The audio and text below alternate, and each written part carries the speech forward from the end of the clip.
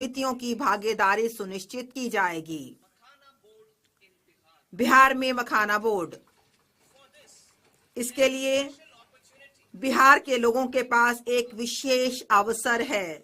मखानों का उत्पादन, प्रसंस्करण, मूल्य संवर्धन और विपणन में सुधार लाने के लिए बिहार में मखाना बोर्ड स्थापित किया जाएगा। इन कार्यक्रमों में लगे लोगों को एफपीओ में संगठित किया जाएगा।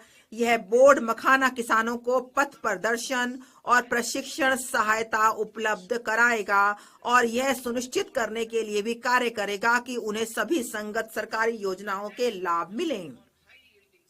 राष्ट्रीय उच्च पैदावार बीज मिशन, राष्ट्रीय उच्च पैदावार बीज मिशन का कार्यान्वयन किया जाएगा, जिसका उद्देश्य एक अनुसंधान परिवेश को बढ़ावा देना, 2 उच्च पैदावार, कीट प्रतिरोधी और जलवायु अनुकूलन के गुणों से संपन्न बीजों को लक्षित विकास और प्रचार करना, 3 जुलाई 2024 से जारी किए गए बीजों की 100 से अधिक किस्मों को वाणिज्यिक स्तर पर उपलब्ध कराना होगा।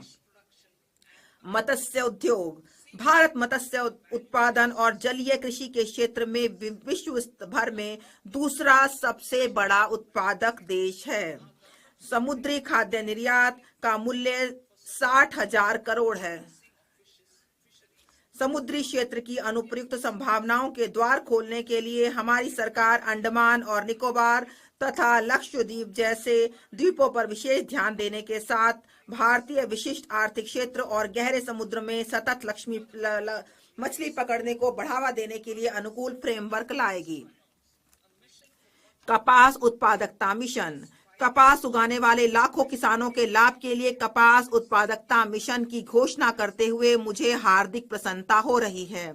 इस 5 वर्षीय मिशन से कपास कृषि की उत्पादकता और वहनीयता में पर्याप्त सुधार लाने में मदद मिलेगी और कपास की अधिक लंबे रेशे वाली किस्मों को बढ़ावा मिलेगा।